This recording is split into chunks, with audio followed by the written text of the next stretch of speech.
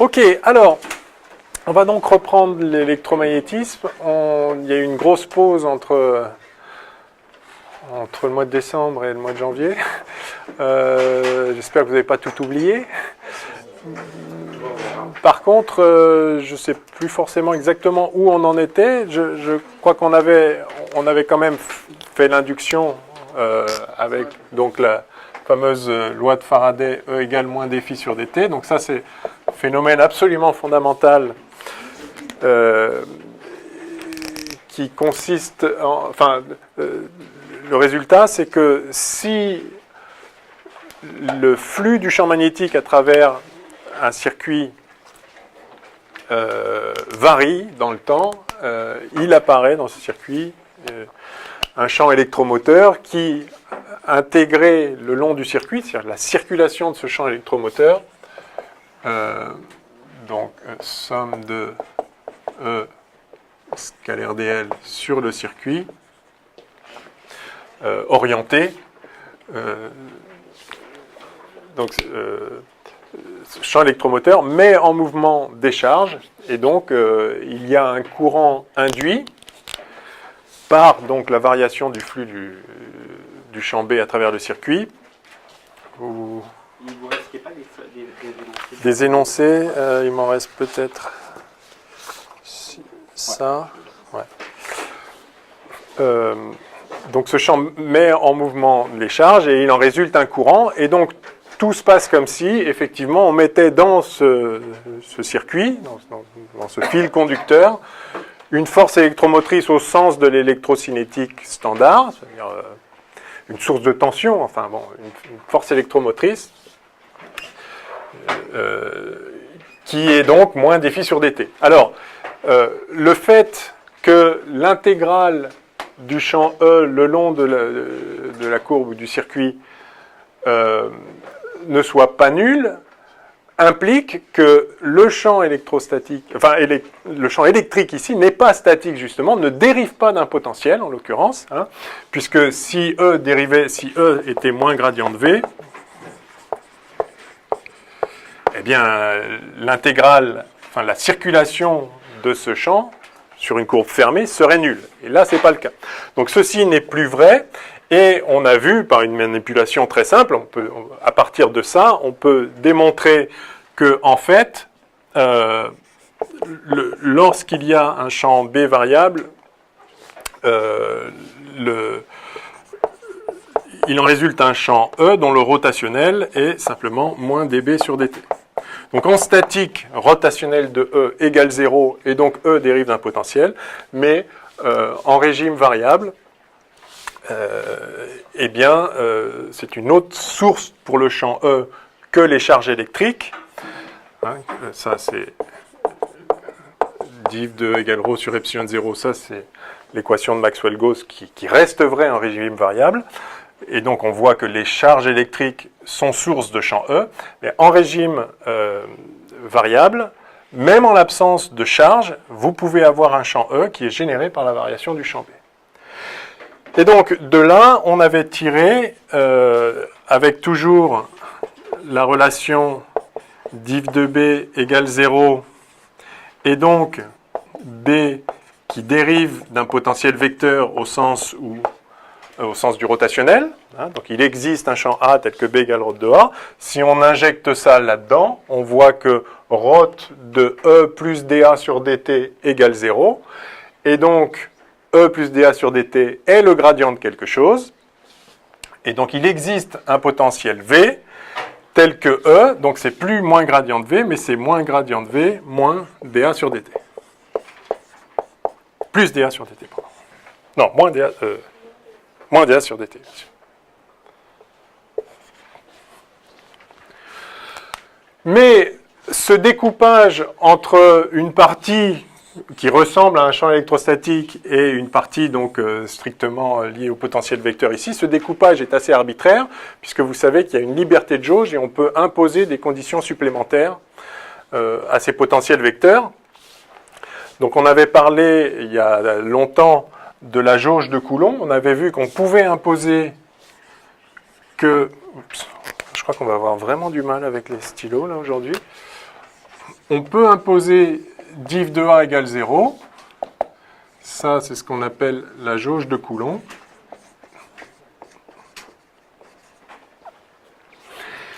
Mais on peut imposer aussi d'autres conditions qui s'avèrent utiles dans d'autres contextes, notamment la jauge de Lorentz. Et on va voir avec les ondes électromagnétiques que ça permet d'écrire des choses de façon assez agréable. On verra ça un peu plus tard, ou peut-être tout à l'heure. Ok, donc on avait fait un exercice sur l'induction déjà, où on avait formulé la loi de Lenz et on l'avait vérifié sur l'exemple précis d'une barre qui pouvait se déplacer sur des rails. On avait fait tout un tas y compris des calculs énergétiques intéressants. Et je crois qu'on en était là. Alors, est-ce que vous avez des questions sur l'induction de façon un peu générale? Parce qu'on va faire d'autres exos, bien sûr. Et donc, sinon, juste pour mémoire, il faut qu'on fasse les dipôles, j'avais mentionné ça, et les ondes électromagnétiques. Et je pense que, pour ce qui est du cours, c'est à peu près tout, malheureusement. Alors, et puis donc, qu'on fasse quelques exos supplémentaires. Qu'est-ce que vous préférez qu'on fasse tout de suite? Les ondes? Ok, alors allons-y. Eh ben voilà, très bien. On va tout de suite voir la jauge de Lorentz, du coup. Alors, on va écrire les 4 équations de Maxwell ici, donc div de B et rho de B. Alors, vous vous souvenez, oui, je ne l'ai pas rappelé à nouveau. Donc, rho de B, c'est mu0j en statique, mais on avait vu que si on s'en tient là, la charge ne se conserve pas, puisque si je fais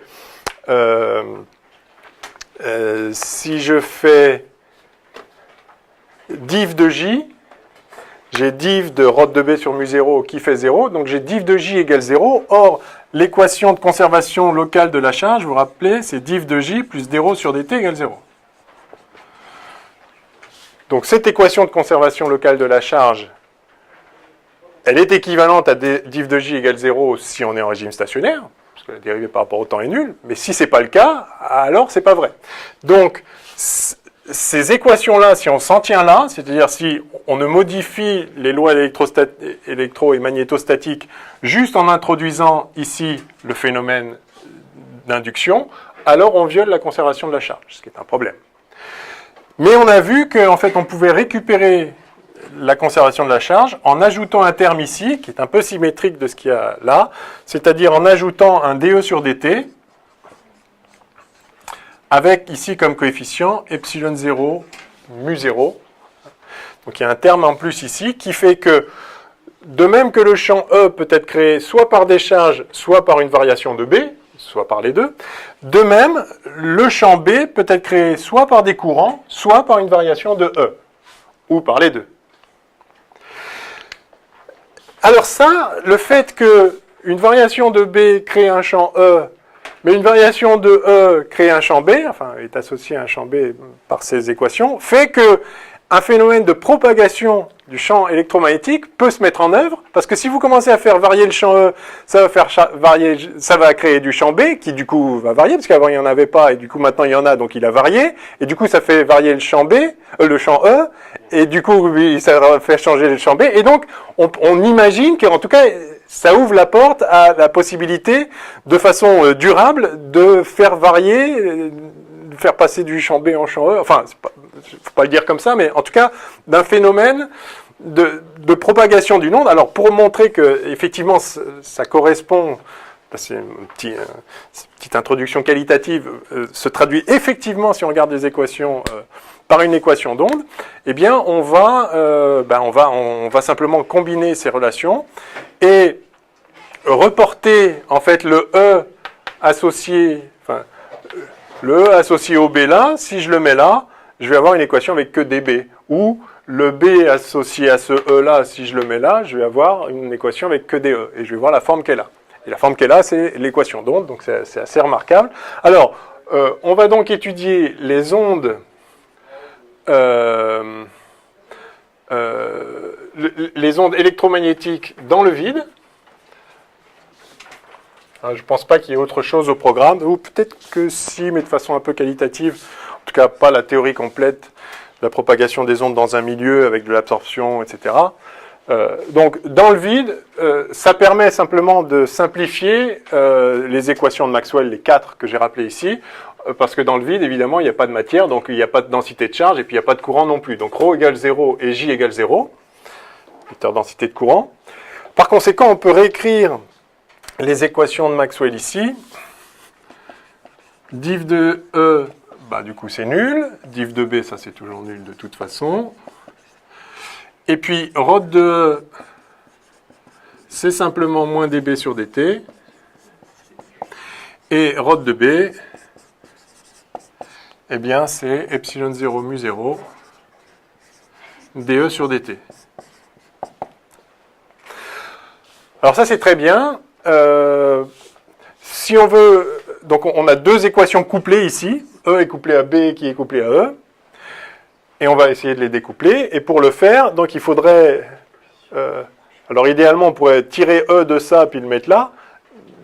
Mais en fait, tirer E de ça, ça se fait pas facilement. Par contre, je peux facilement prendre le rotationnel de la deuxième équation. Et à ce moment-là, je vais faire apparaître D sur dt de ρ de E. Et je remplace ρ de E. Ou bien, je prends le rotationnel de celle-là, et donc j'aurai d sur dt de ρ de B, et je remplace, voilà. Donc l'un ou l'autre, en fait, on va faire les deux. Voilà. Donc, on commence par quoi? Rotationnel du premier? Allez, rotationnel du premier. Donc, rot de ρ de E, ça, c'est donc moins rot de dB sur dt. Le rotationnel, ce sont des dérivées spatiales, donc ça commute avec la dérivée temporelle. Donc ceci, ça fait moins d sur dt de ρ, celui-là, de ρ de b. OK? Ρ de E, là, j'ai rien dit, j'ai pris ρ de cette équation-là. Et simplement, je remplace ρ de b par ce qu'il vaut, c'est-à-dire ça. Et donc là, j'ai directement moins epsilon 0 mu 0 d2e sur dt2. OK? Alors là, il y a une relation magique sur les... voilà, ρ de ρ, sur les champs de grandeur physique. Le ρ de ρ, c'est en fait le gradient de la divergence moins le Laplacien. Alors, il suffit de l'écrire, ça se voit. Donc ça fait grade de div de E moins delta E. Donc je vous rappelle que le delta, c'est en cartésienne, c'est d2 sur dx2 plus d2 sur dy2 plus d2 sur dz2. Et quand c'est appliqué à un scalaire, voilà, c'est ça. Et quand c'est appliqué à un vecteur, c'est ça sur chacune des composantes. Enfin, c'est le vecteur qui a pour chaque composante le Laplacien scalaire de chacune des composantes. Bref. Donc on a ceci qui vaut moins epsilon 0 mu 0 d2e sur dt2. Et puisqu'on est dans le vide, div de E vaut 0, sinon c'est ρ sur epsilon 0, mais s'il n'y a pas de charge, div de E égale 0, et par conséquent, ça c'est 0, et il me reste, je passe delta E de l'autre côté simplement, il me reste delta E moins epsilon 0 mu 0 d2E sur dt2 égale 0. Et ceci, alors vous avez fait les ondes avec... non? Oui? Voilà. Donc ça, c'est l'équation d'onde. C'est quoi déjà le Laplacien? Donc le Laplacien, je vous rappelle, le Laplacien ici,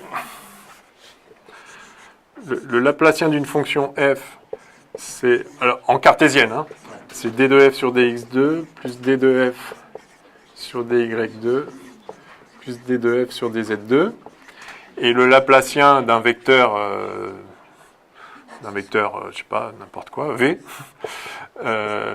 c'est le vecteur qui a pour composante Laplacien de Vx, Laplacien de Vy et Laplacien de Vz. Okay. En sachant que, la définition, c'est que ça c'est div de grade. Hein. C'est div de grade de f. Oui, c'est ça, div de grade de f. Hein, c'est-à-dire nabla scalaire nabla f. Donc nabla scalaire nabla, c'est d sur dx, d sur dy, d sur dz, scalaire d sur dx, et donc ça donne bien ça. Enfin bon, une autre façon de le voir. On va vraiment avoir un problème de stylo. Vous savez pas s'il y a des stylos qui traînent quelque part là? Peut-être aller voir Yves. Yves, là? J'ai un stylo noir qui est écrit. Yves est parti avec un ordinateur, Yves ne donnera pas de. Mais par contre, c'est vrai, je peux vous l'emprunter? Ah, merci. Merci.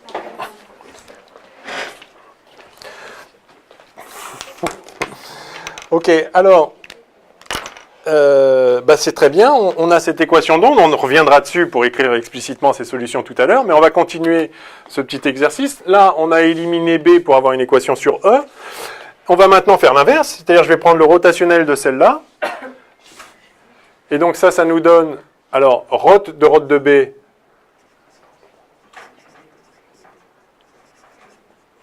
Ah oui, c'est mieux.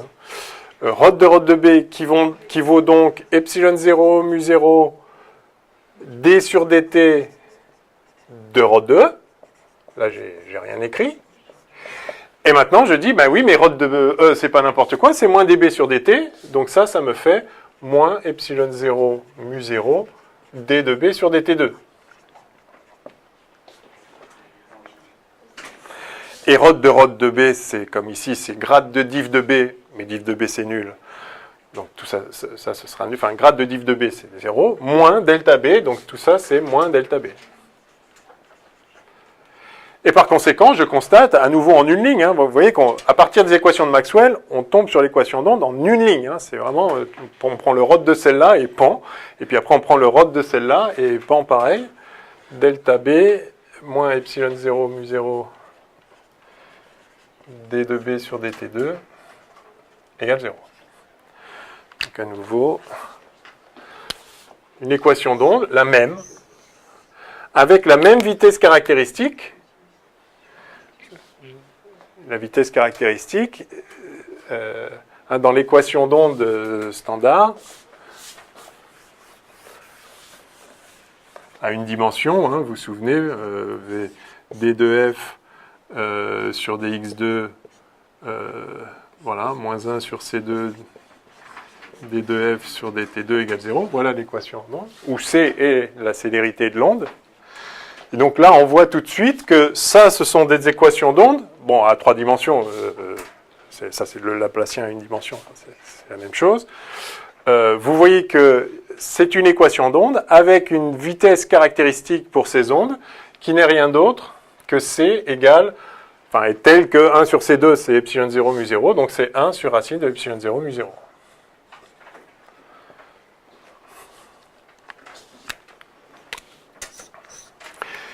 Et ça, c'est absolument dingue, parce que epsilon 0, on le connaît, d'accord? C'est donné par des mesures électriques, enfin c'est ce qui sort de l'étude électrostatique. Epsilon 0, il n'y a pas besoin de connaître les ondes électromagnétiques. Epsilon 0, on en parle depuis le début du cours d'électromagnétisme. Mu 0, pareil, c'est la grandeur dimensionnée qui relie le champ B, les courants, peu importe. Ça, si on change d'unité, ça a une autre valeur, mais en tout cas, dans les unités qu'on a choisies, ça a une certaine valeur qui est ce qu'elle est. En l'occurrence, 4pi 10-7, vous vous rappelez qu'on a choisi exprès la définition de l'ampère pour que mu 0 soit 4pi 10-7. Donc, ces grandeurs-là valent ce qu'elles valent, c'est lié au phénomène électromagnétique, électrique, magnétique, et quand on fait ce calcul-là, c'est-à-dire 1 sur racine de epsilon 0 mu 0, eh bien, on trouve 299 792 458 mètres par seconde. Voilà. Ça, Maxwell, il le savait ou pas? Ah ben non. Il ne savait pas que mu 0 epsilon 0, ça passait? Ah ben, non mais, quand on est tombé là-dessus, on a vu que l'électromagnétisme porte en elle une équation d'onde, c'est-à-dire la possibilité de propager des ondes. Donc, il existe des ondes électromagnétiques qui ont une vitesse qui n'est pas n'importe quoi, qui est imposée par les lois fondamentales de la physique. Et cette vitesse, il se trouve que c'est ça. qui ressemble enfin, alors, à peu près, à l'époque, il y avait des incertitudes là-dessus et là-dessus. Il y avait aussi des incertitudes sur la vitesse de la lumière, mais enfin, grosso modo, enfin, c'est pas par hasard, quoi. Et donc, l'idée, c'est que la lumière, c'est ça, en fait. C'est une onde électromagnétique, enfin, hypothèse émise. Alors, c'est Hertz aussi, hein, qui est associé à ça, bien sûr. Et du coup, ce qu'on voit aussi, c'est que donc la vitesse, elle est fixée de façon fondamentale par les lois de la physique. Par contre, les fréquences et les longueurs d'onde, ça peut être n'importe quoi. Enfin, et donc, il y existe des ondes électromagnétiques avec des longueurs d'onde qui n'ont rien à voir avec les longueurs d'onde visibles. Et donc, une fois qu'on a compris que la lumière, enfin le phénomène lumineux de façon générale, se rapporte aux ondes électromagnétiques, on s'aperçoit, quand on mesure les longueurs d'onde de la lumière visible, que c'est juste un tout petit domaine de longueur d'onde, comme vous le savez, hein, grosso modo entre 0,4 et 0,8 micromètres pour la longueur d'onde, que vous pouvez convertir en fréquence, hein, en vous rappeler que nu, c'est C sur lambda, hein, ça vous avez tout ça en tête. Hein,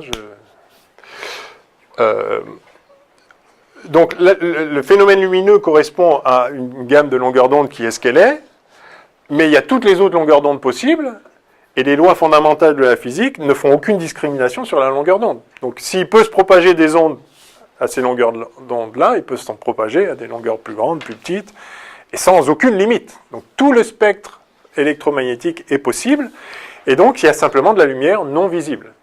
Et Hertz a montré, avec des expériences, donc, à générer des ondes radio, capable de générer des ondes et de les détecter après, et de voir que ça, on peut propager de l'information sous forme d'ondes électromagnétiques, qui sont de la lumière, en fait, juste pas visibles, parce que l'œil n'y est pas sensible. Mais par nature, une onde radio, un rayon X, un infrarouge, un ultraviolet, c'est exactement la lumière visible. La seule chose qui rend la lumière visible, c'est la structure de notre œil, qui se trouve être sensible à telle ou telle longueur d'onde, parce que quand telle longueur d'onde arrive, ça fait des transitions dans les molécules spécifiques de la rétine, qui sont accordées à des longueurs d'onde bien précises. Pas par hasard d'ailleurs, c'est justement les longueurs d'onde que le Soleil émet en majorité. Hein. Donc l'œil s'est adapté pour être sensible là où le Soleil émet beaucoup de lumière. Pardon ? Non, enfin, alors après, pour voir les couleurs, effectivement, on a différents types de récepteurs qui sont sensibles dans des gammes différentes, de façon, une fois, en les corrélant, on peut remonter au phénomène de la couleur. Non, mais c'est simplement, vous savez, enfin, vous devez savoir, sans doute on le reverra ensemble, que un corps chaud émet un spectre électromagnétique sur toute une gamme de longueurs d'onde. Voilà, c'est le rayonnement du corps noir, vous avez ça. Alors la loi de Wien, c'est une asymptote de ça. Enfin, ça, c'est la loi de Planck. Ah, la loi de Planck. Mais son asymptote à grande longueur d'onde, donc à petite fréquence, c'est la loi de Wien, en exponentielle décroissante. Et il y a eu le fameux problème, c'est quand on calcule d'un point de vue thermodynamique, on fait le calcul de ce que devrait émettre un corps chaud à l'équilibre thermodynamique, on trouve que vers les petites longueurs d'onde, ça devrait... Donc on trouve bien la loi observée, la loi de Wien à haute... Ah non, la loi de Wien, non, pardon, ce que vous appelez la loi de Wien, c'est le fait que... non, ça c'est Stéphane, ça, la loi de Stéphane.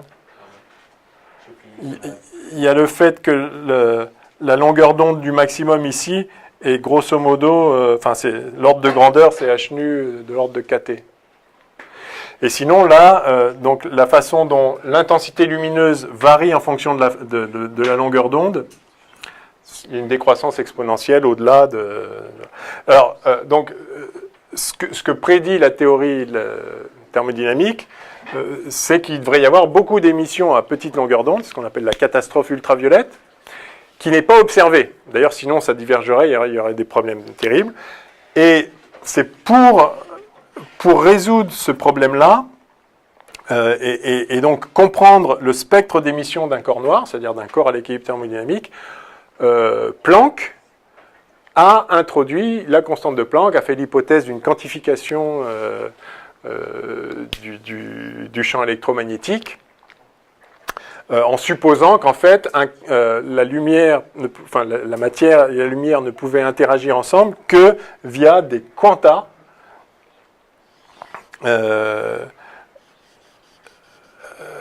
La notion de quanta est apparue un peu plus tard avec Einstein, mais en tout cas qu'on ne pouvait pas avoir n'importe quelle énergie à n'importe quelle longueur d'onde, que ça devait être forcément des multiples d'une énergie minimale qui est justement h nu. Donc ça, c'est le quantum de lumière. E égale h nu, tout le monde connaît ça, hein? Voilà.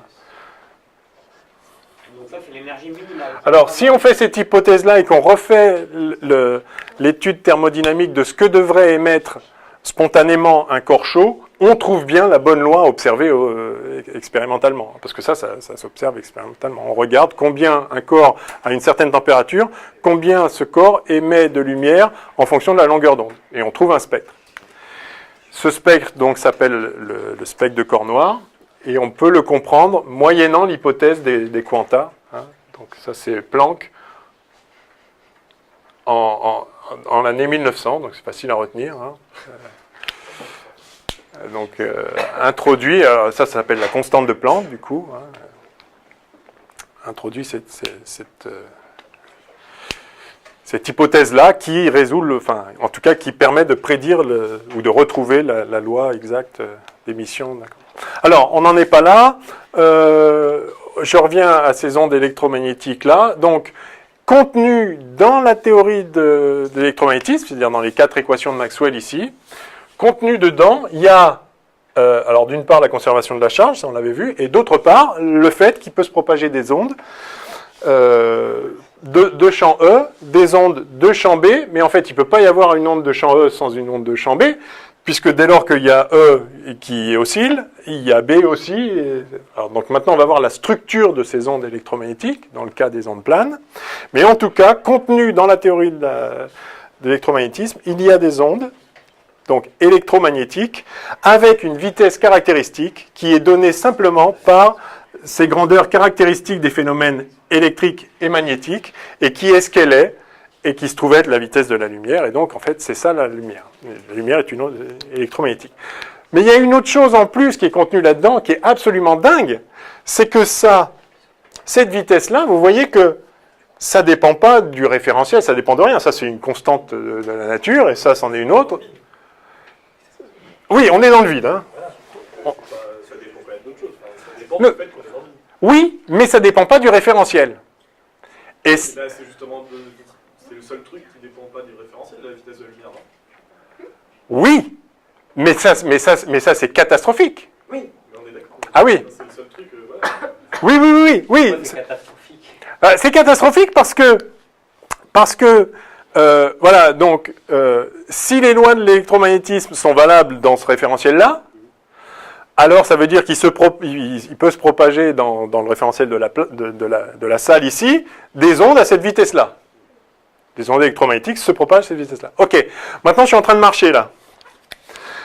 Dans mon référentiel, les lois de l'électromagnétisme sont encore valables, non? Enfin, si je suis galiléen, le principe de la relativité me dit que les lois de la physique sont les mêmes dans tous les référentiels galiléens. Donc, pour moi aussi, j'ai les mêmes lois de la physique. Donc, dans mon référentiel là, se propagent aussi des ondes électromagnétiques. À quelle vitesse? Bah, la même. Bah oui, mais sauf que ça veut dire que ces ondes électromagnétiques, par rapport à vous qui êtes au repos dans ce référentiel, donc par rapport à ce référentiel, elles vont à une certaine vitesse, pas n'importe laquelle, celle-là, et par rapport à moi qui me déplace, pareil, elles vont à la même vitesse. Et ça c'est quand même un petit peu embêtant. Donc ça, c'est le fameux exemple du train. Là. Vous avez une source lumineuse, vous êtes dans un train qui avance à 100 km/h. La vitesse, elle ne va pas aller à 300 km/h. La lumière, par rapport au train, elle va à 300 000, enfin 300 000 km par seconde. Et par rapport au quai, elle va aussi à 300 000 km par seconde. Pas 300 000 km par seconde plus 100 km/h. Elle va à la même vitesse. Et ça n'a pas le moindre sens, normalement, puisque quand on passe d'un référentiel à l'autre, on l'a déjà vu de nombreuses fois. Il y a simplement une composition des vitesses. Si vous faites d de OM sur dt, ben c'est d de OO' sur dt plus d de O'M sur dt. Jusque-là, rien à dire. Donc maintenant, si vous avez un référentiel O, X, Y, Z, voilà, puis un autre O', X, Y, Z, les mêmes axes, ils sont juste en translation, bah là, le long de l'axe Y, ok, why not. Ils sont en translation à une certaine vitesse V0. Hein, donc moi, par rapport à vous, par exemple. Alors, D2, ça, c'est le V0 en question. Ça, c'est la vitesse V. Et puis ça, c'est la vitesse dans le référentiel. Ça, c'est V'. Dans le référentiel R'. D'accord? Ça, c'est R'. Et ça, c'est R. Et donc, j'ai V0 qui vaut j'ai V qui vaut V0 plus V', comme il se doit. Ah bah oui, mais alors non. C'est pas valable pour la vitesse de la lumière. Enfin, pour la lumière. Pour la lumière, c'est pas valable. Pour les ondes électromagnétiques. Oui, mais pourtant, ça c'est juste vrai, ça. Ouais. Donc, alors, c'est quoi qui est faux? Bah, en fait, c'est que ça, non, en fait, ça, c'est pas vrai. Ça, c'est pas vrai? Alors, si, ça, c'est vrai. Ça, c'est imparable. Ça, c'est vrai. OM, c'est O' plus O'M, donc si on dérive par rapport au temps, ça, c'est vrai. Sauf que ça, c'est la vitesse. Ça, c'est bien la vitesse relative. Mais ça, c'est pas la vitesse du point M dans le référentiel R'. Ce qui est la vitesse du point M dans le référentiel R', ça, ce V', là, c'est D de O'M sur dt'. Et jusqu'à présent, on avait toujours supposé que le temps est le même pour tout le monde. Il y a le temps, voilà, qui emporte la réalité, ou je sais pas, ou enfin, le monde évolue dans le temps. On ne se pose pas le temps de qui, le temps de quoi. Il y a un temps. Ben en fait, non. Le temps n'est pas le même dans tous les référentiels. Et ça, c'est une révolution absolument majeure. C'est la relativité d'Einstein, hein, qui, en fait, la conséquence de... Enfin, soit le principe de relativité est faux, c'est-à-dire que c'est pas vrai que tous les référentiels se valent. Mais alors ça remet en cause complètement la notion même d'espace et de temps telle qu'on la concevait. Le principe de relativité, c'est vraiment dire que dire je suis là, ça veut rien dire. On est là par rapport à quelque chose. Ou dire je bouge, ça veut rien dire en soi. N'importe quoi ne bouge pas par rapport à soi-même. Donc le fait que les lois de la physique ne doivent pas dépendre du référentiel, c'est rien d'autre que de dire que se déplacer dans l'absolu, ça veut rien dire. Donc, si on croit au principe de relativité, qui paraît extrêmement naturel, alors soit les lois de l'électromagnétisme, c'est pas ça, soit cette équation qui est vraie ne doit pas se traduire en ça. Et donc, si on croit aux équations de Maxwell, il faut remettre en cause le temps. Le fait... Oui, que le temps est universel. Voilà, l'universalité du temps. Il faut remettre ça en cause. Une autre façon de le dire, un peu plus abstraite, c'est que les équations de Maxwell ne sont pas invariantes par changement de référentiel. Par changement de référentiel galiléen. Alors qu'elles devraient être invariantes par changement de référentiel. Si c'est des lois fondamentales de la nature, il n'y a pas photo. Et donc, en fait, c'est que la transformation de Galilée qui fait passer d'un référentiel à un autre sans changer le temps, elle est forcément fausse. Et si on cherche la façon de passer d'un référentiel à un autre qui permet de ne pas changer, de faire que les lois de Maxwell soient invariantes, c'est-à-dire restent les mêmes, si on cherche la transformation qui permet de faire ça, on tombe sur la transformation de Lorentz. Donc Lorentz a expliqué, a trouvé une transformation qui passe des coordonnées x, y, z, t aux coordonnées x', y', z', t' du coup dans un autre référentiel, simplement sur la base de rendre invariantes par changement de référentiel les équations de Maxwell. Donc avant les idées de relativité, la base de la théorie de la relativité restreinte d'Einstein, qui donc conduit à, qui est la transformation de Lorentz, cette transformation était connue avant Einstein pour rendre invariantes ces équations. Mais la perspective d'Einstein, qui est de creuser le principe de relativité et de voir effectivement ce que ça implique, permet de comprendre ce que veut dire la transformation de Lorentz, qui était juste une transformation mathématique. Dit, si on veut que ça se conserve, il suffit de changer ça comme ça, mais on ne comprend pas ce que ça veut dire. On imaginait que vraiment... parce qu'avec il y a un changement de... il y a ce qu'on appelle la dilatation du temps, on y reviendra, mais il y a aussi la contraction des longueurs. Alors on imaginait que les corps se compriment vraiment dans le sens de leur mouvement pour de vrai, mais ça n'a pas grand sens. Donc la perspective de la relativité permet de donner un sens à ce qui se passe, et ce qui se passe, c'est qu'effectivement, il n'y a pas une coordonnée temporelle universelle sur laquelle on peut tous se mettre d'accord. À part la vitesse de la lumière. Ah, mais c'est pas une coordonnée temporelle. Voilà, donc effectivement, on est tous d'accord, dans tous les référentiels, quels qu'ils soient, la lumière se déplace toujours à la même vitesse. Ce qui est en contradiction profonde avec tous les principes de la physique avant la relativité. Puisque, avant la relativité, on pensait que les vitesses se composent en s'ajoutant. Alors, il y a une nouvelle loi d'addition des vitesses qui découle de ces nouvelles lois de passage d'un référentiel à un autre, qui donne presque ça quand les vitesses sont petites devant la vitesse de la lumière, mais qui, lorsqu'on s'approche de la vitesse de la lumière, prennent une autre forme que je peux vous donner. De toute façon, il faudra qu'on le voit aussi, donc autant... Donc, dans ces termes-là, alors je me mets à une dimension, typiquement ce qu'on avait écrit là, avec deux, c'est-à-dire entre deux référentiels, deux référentiels galiléens, il y a une vitesse constante, donc j'appelle x l'axe dans lequel ça, par exemple, et puis 0. Et donc, si maintenant je regarde une vitesse qui se dépasse dans le même sens que le sens de déplacement relatif des deux référentiels, en fait, on peut écrire que la composition, je vais l'écrire comme ça, de deux vitesses, V1 et V2, donc je l'écris comme ça pour dire, j'ai V2 dans un référentiel qui lui-même va à la vitesse V1 par rapport au premier. D'accord ? Eh bien, donc, en classique, ce serait V1 plus V2. Et en vrai, quand on fait le calcul avec la transformation de Lorentz, donc la transformation relativiste et pas galiléenne, on trouve V1 plus V2 sur 1, donc sur 1 moins V1, V2 sur C carré. Pardon, sur 1 plus V1, V2 sur C carré. Voilà. On va voir ça. Si on a le temps, ce serait bien. En tout cas, faut qu'on voit en tout cas la dilatation des temps, ça c'est sûr, parce que c'est vraiment au programme avec les muons, les trucs. Maintenant c'est au programme de terminal explicitement, donc ça il faudra qu'on revoie. Mais enfin, mais l'idée est là. Et donc là, si vous avez une des deux vitesses ici qui vaut C, regardons ce qui se passe. Imaginons que V1 ce soit C. C'est-à-dire qu'on regarde, on regarde la lumière qui se propage dans un référentiel qui, lui, se propage à la vitesse V2 par rapport à un autre.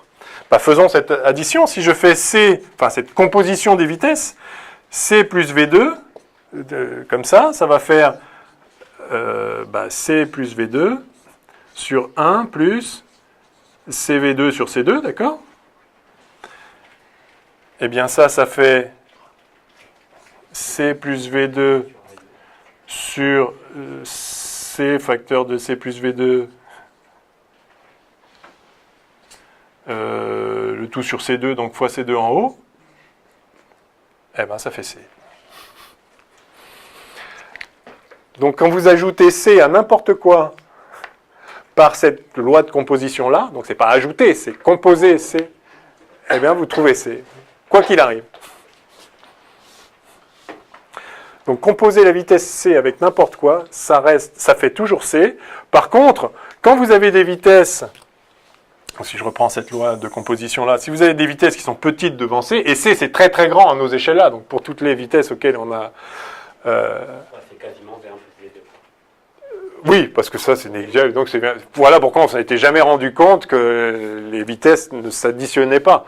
Donc effectivement, quand je marche à 5 km/h dans un train qui va à 100 km/h, en gros, je marche à 105 km/h par rapport au quai. Mais pas tout à fait. Un peu moins. De combien moins ? Exactement de ça. De 1 plus ça, fois moins. Mais ça c'est complètement négligeable. Ça, c'est beaucoup, beaucoup. Ça va très, très vite, la lumière. Bon, allez. Alors, on reprend le fil de ces ondes électromagnétiques. Donc, on va voir leur structure. Et avant de voir leur structure, je voudrais vous montrer qu'il y a la même équation d'onde, y compris pour le potentiel vecteur A et pour le potentiel V, dès lors qu'on est dans la jauge de Lorentz. Alors, comment faire? En fait, on l'a déjà un petit peu là. On a toujours B qui vaut ρ de A, n'est-ce pas? Et on a E qui vaut donc, on a dit, moins gradient de V, moins dA sur dt. Ça, c'est juste la traduction en termes de potentiel des équations de Maxwell. Bien, alors, puisque ρ de B vaut ça, et que B c'est ρ de A, j'ai un ρ de A ici. D'accord? Donc, ρ de A égale epsilon 0 mu 0, d sur dt de ce truc-là. Donc, d sur dt de moins gradient de V.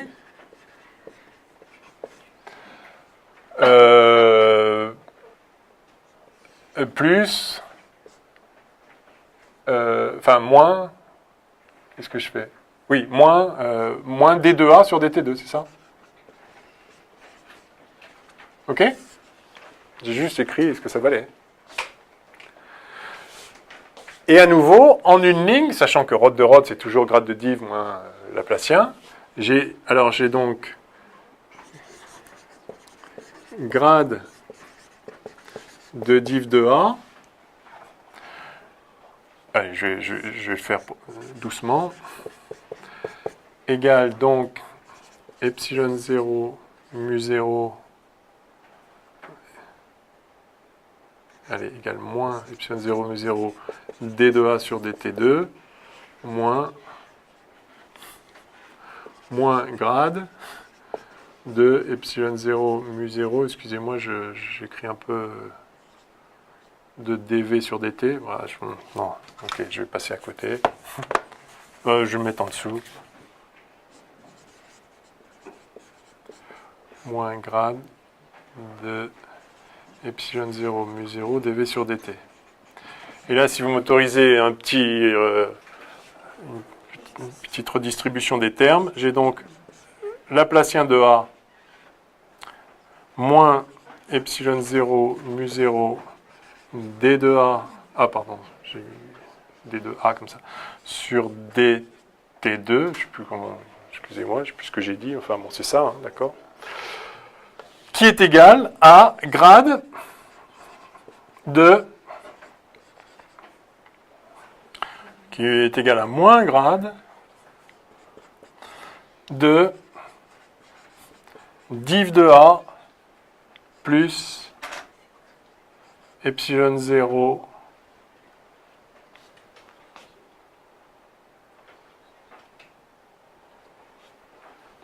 mu 0 dv sur dt. Oui. Ok, bon. Voilà la jauge de Lorentz. La jauge de Lorentz consiste à dire, j'impose, puisqu'on a le droit d'imposer des conditions supplémentaires à A et à V, dès lors que ça redonne les mêmes champs E et B, qui sont les seules choses physiques, je peux imposer en fait que ça soit égal à 0. Et donc, imposer div de A plus epsilon 0 mu 0 dv sur dt égale 0, c'est se placer dans la jauge de Lorentz. C'est comme ça qu'on dit. Donc on a une liberté de jauge, vous vous rappelez, une liberté de choix de certaines propriétés, enfin de certaines conditions sur A et V.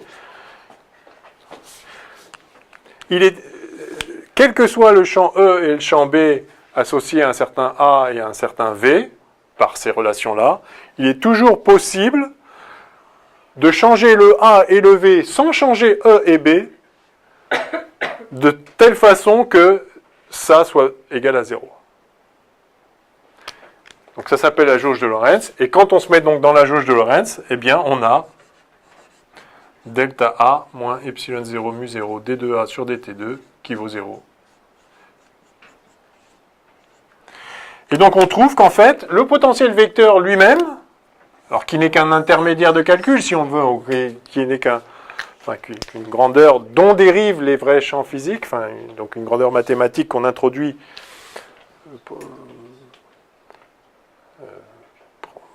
diverses raisons de simplicité, ce potentiel vecteur lui-même obéit à une équation d'onde. C'est-à-dire que lors de la propagation d'une onde électromagnétique, et donc la même équation d'onde, à la même vitesse, la même forme. Voilà. Donc lors de la propagation d'une onde électromagnétique, vous avez une onde électrique, une onde magnétique, mais aussi une onde de potentiel vecteur sous-jacente. C'est pas tellement étonnant en vérité, mais enfin on est content de voir qu'on retrouve la même forme, à la même vitesse. Enfin, ça suit évidemment. Un champ dérivant de l'autre, bon, oui, ils ne pourraient pas osciller ils auront aussi la même pulsation, enfin, ils sont... Forcément, hein, ils se suivent. Et en fait, on peut, je sais pas, je vais peut-être pas le faire là, on peut faire exactement pareil pour V. Hein, maintenant, vous faites la divergence de... Non, vous faites le rod de l'autre. Ah bah oui, non, vous mettez ici... non, comment on fait ? Oui, ben on écrit ici...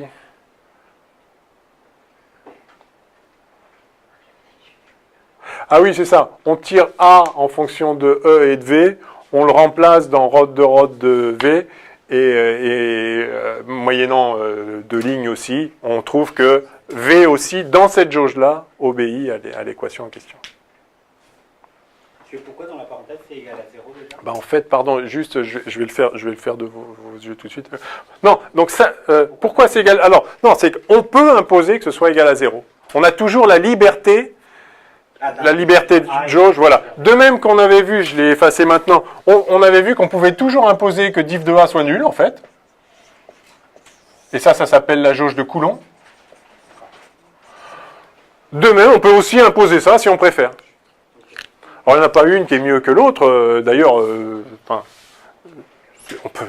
on n'est même pas obligé de spécifier une jauge. Ce qui est sûr, c'est qu'il faut garder en tête que E et B, ils sont ce qu'ils sont. Mais A et V, ils n'ont pas de sens réel. Ils sont n'importe quoi qui... A, c'est n'importe quoi dont le rotationnel vaut B. Et donc, si j'ajoute à A le gradient de n'importe quelle fonction, ce sera toujours vrai. Non, voilà. Alors, c'est pas non plus n'importe quoi, puisqu'il faut que le rotationnel soit le champ B, mais il y a une liberté qu'on appelle donc liberté de jauge. Pourquoi jauge, ça, j'en sais rien. J'ai jamais bien compris pourquoi ça s'appelait jauge. Je vois pas trop le rapport avec jauger, mais enfin bref. Il y a peut-être une autre origine, latine, anglo-saxonne, j'en sais rien. En tout cas, donc, ça s'appelle liberté de jauge. Et donc, on avait vu l'intérêt de se placer dans la jauge de Coulomb précédemment, je ne sais plus à quelle occasion. Et là, on voit que, voilà, si on se place dans la jauge de Lorentz, il y a aussi des simplifications sympathiques qui se manifestent. Oui, donc si vous voulez l'équation, en fait, sur V, en fait, c'est simple, il suffit de prendre directement cette divergence-là. Alors, d'ailleurs, ça va peut-être faire surgir un... J'ai un tout petit souci là, mais je ne suis pas sûr encore. Vous voyez, si vous prenez directement la divergence de ça, vous avez la divergence de E qui donc, quand on n'est pas dans le vide, ça vaut ρ sur epsilon 0. Quand on est dans le vide, ça vaut 0. Et donc vous avez en fait moins div de grade de V moins div de dA sur dt, donc moins d sur dt de div de A, qui vaut 0. Et ça, c'est delta V, ça.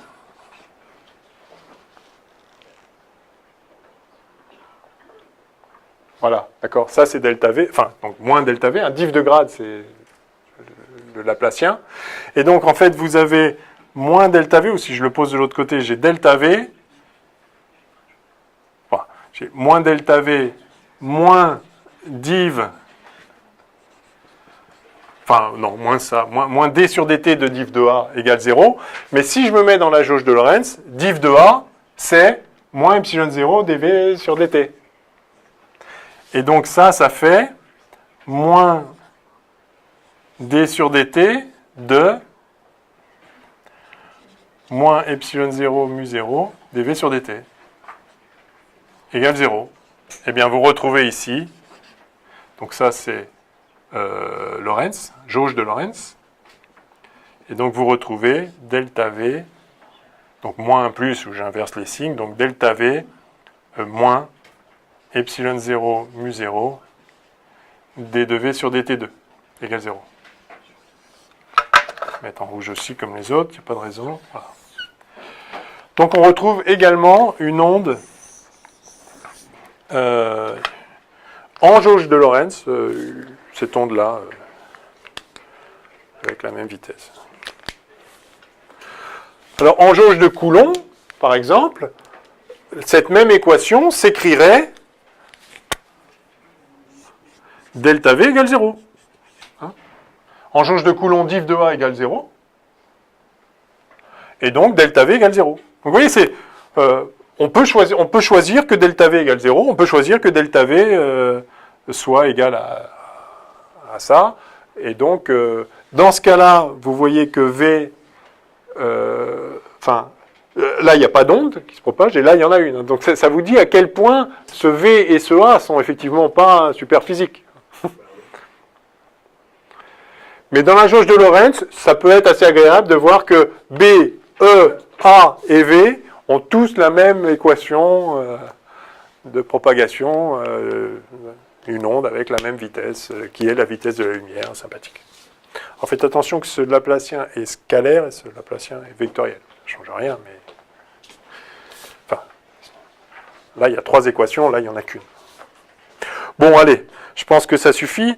On va voir, par contre, du coup, la structure de ces ondes électromagnétiques. Alors je pense que vous le savez déjà, j'espère que donc, les ondes électromagnétiques sont transverses, hein, donc par rapport, si vous avez une direction de propagation, pour les ondes planes, on va voir que les ondes planes monochromatiques, etc., le champ E et le champ B sont dans le plan orthogonal et il y a un trièdre direct, direction de propagation E et B. On va revoir ça. Ça découle en une ligne des équations de Maxwell. Hein. C'est pareil, il n'y a pas de difficulté. Enfin, il faut revoir, il faut savoir le redériver, parce que ça arrive assez couramment qu'on vous fasse remontrer cette chose-là. Alors, pour le faire, le plus simple, c'est de se mettre en représentation complexe. Alors, je vais d'abord rappeler, je vous laisse... C'est bon, je peux effacer, là ou... Oui. Je vais juste vous rappeler... ce qu'on entend par onde plane monochromatique.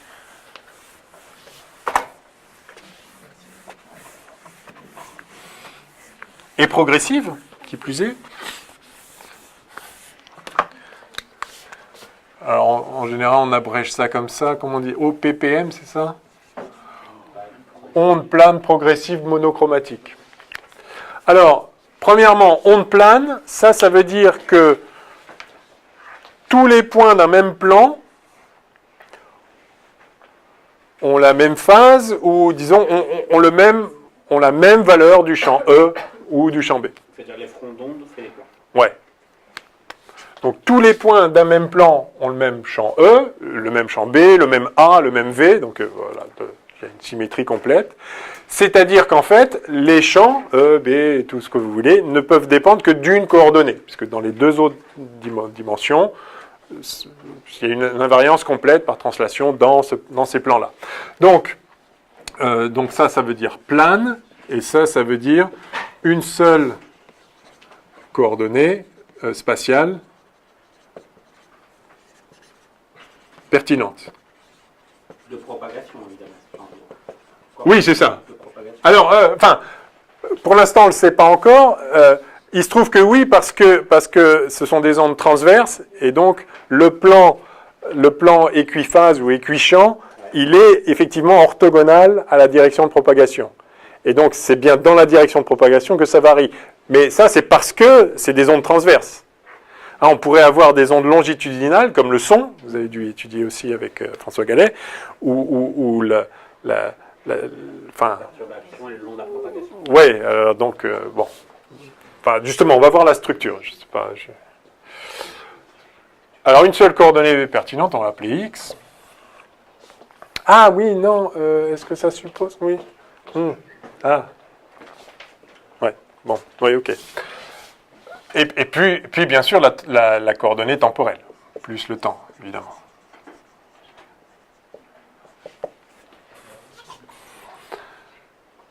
Alors, du coup, s'il n'y a qu'une coordonnée, ce delta devient d2 sur dx2. Sinon, c'est plus d2 sur dy2, mais ça ne dépend pas de y, donc 0. Plus d2 sur dz2, mais ça ne dépend pas de z. Donc, en fait, on peut réécrire l'équation d'onde. Je le fais pour E, ce serait pareil pour les autres, bien sûr. Donc, j'ai d2e sur dx2, moins, alors je vais écrire directement moins 1 sur c2, d2e sur dt2. Hein, maintenant, je sais qu'un sur... enfin, voilà, c'est la célérité. Il se trouve que c'est la vitesse de la lumière, soit.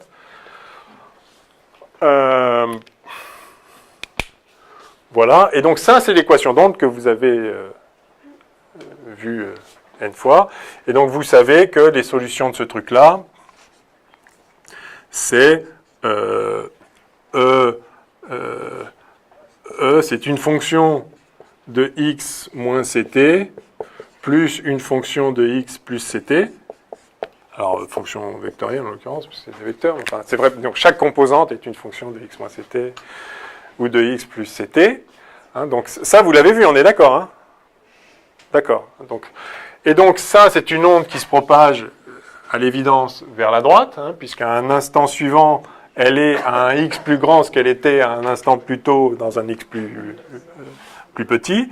Donc ça, c'est vers les x croissants. Et ça, c'est vers les x décroissants. Vous pouvez, comment, j'ai du mal à le voir, le x moins ct, ça c'est vers les x. Ah, alors ça c'est important. Si la fonction f ne dépend que de x moins ct, ça veut dire que si x2 moins ct2 égale x1 moins ct1, on a la même chose. D'accord ? Si f ne dépend que de x moins ct, si vous êtes en x1 à l'instant t1 et en x2 à l'instant t2, tel que le x1 moins ct1 c'est le même que x2 moins ct2, il y aura la même valeur de f, puisque ça dépend que de x moins ct. Donc si vous avez le même x moins ct, vous avez la même valeur. Et donc ça veut dire que vous avez en donc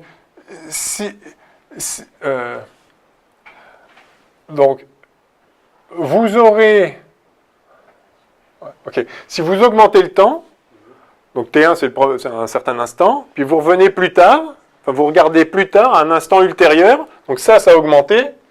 Si vous voulez avoir la même valeur de ça moins ça, il va falloir que x soit aussi plus grand que x1. Si j'augmente le temps...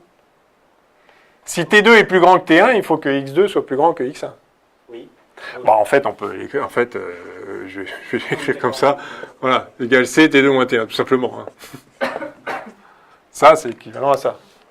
Donc si T2, si le temps forcément il augmente, T2 est forcément plus grand que T1. Bah, ça veut dire que vous aurez la même chose à un instant ultérieur, vous aurez la même chose qu'à l'instant T1, mais au lieu que ce soit en x1, ce sera en x2 qui est plus grand. Donc ce sera déplacé vers les x plus grands. Plus grand de combien? De ça. Et c'est là qu'on voit que en fait, ça, ce n'est rien d'autre que la vitesse de l'onde. Ce C-là, c'est la vitesse de l'onde. Parce qu'on retrouve, enfin, on a ici delta x égale C delta t, quoi. Donc, n'importe quelle structure dans l'onde va se retrouver, au bout d'un temps delta t, il y aura la même, mais en delta x égale C delta t, déplacé de temps. Et c'est là qu'on voit que C, ce C-là, le C qu'il y a dans cette équation, c'est la vitesse de propagation de l'onde. Alors donc, on montre mathématiquement que de façon générale, cette équation-là a un nombre gigantesque de solutions possibles. Hein, parce que n'importe quelle fonction f ici fait l'affaire, n'importe quelle fonction g fait l'affaire. Hein, racine de exponentielle de moins 1 sur sinus carré de pi, je sais pas quoi. Enfin, n'importe quelle fonction. Dès lors que la fonction ne dépend que de x moins ct, et que celle-ci, aussi compliquée soit-elle, ne dépend que de x plus ct, vous mettez ça là-dedans, c'est-à-dire vous la dérivez 2 fois par rapport à x, 2 fois par rapport à t, et vous calculez ça, ça va faire 0. C'est fatal. Toutes les fonctions qui s'écrivent comme ça, et il y en a à l'appel, toutes vérifient ça, et aucune autre ne le fait. C'est ça que vous avez dû démontrer, je pense, dans votre cours sur les ondes. Si vous avez ça, ça implique que E s'écrit comme ça. Ouais ? Je sais pas, je crois que j'y étais pas. Bon, en tout cas, je vous le dis, enfin, ça se démontre, c'est pas très long à le démontrer. Hein. Mais je pense pas qu'on va démontrer. Bon, peut-être pas. Bah, en tout cas, enfin, on pourra le faire si vous voulez un de ces jours. Mais... Bah, bref, en tout cas, c'est ça que ça veut dire. Donc, ça veut dire qu'il y a une quantité d'ondes, enfin, pour la même équation, et on le sait bien, des ondes électromagnétiques, il peut y en avoir de toutes formes, avec enfin, voilà. Elles sont toutes solutions de cette équation-là. Toutes, absolument toutes. Enfin, à 3D, et si elles sont planes, à 1D, mais voilà. Donc, cette équation admet un nombre colossal de solutions, mais elles sont toutes de cette forme-là. Et donc, vous avez une combinaison d'ondes qui ne dépendent que de x moins ct, qui sont des ondes progressives vers les x croissants, à une dimension, et d'ondes qui ne dépendent que de x plus ct, qui sont des ondes progressives vers les x décroissants. Alors, maintenant, si vous dites qu'elles sont planes et progressives, alors prenons, donc dans une direction ou une autre, prenons la direction des x croissants, sinon il suffit d'inverser l'axe, hein, on s'en fiche. Donc, ça veut dire que le E va s'exprimer, en fait, comme enfin, va dépendre de x moins ct, voilà, enfin, ce E, x moins ct. D'accord ? Et du coup,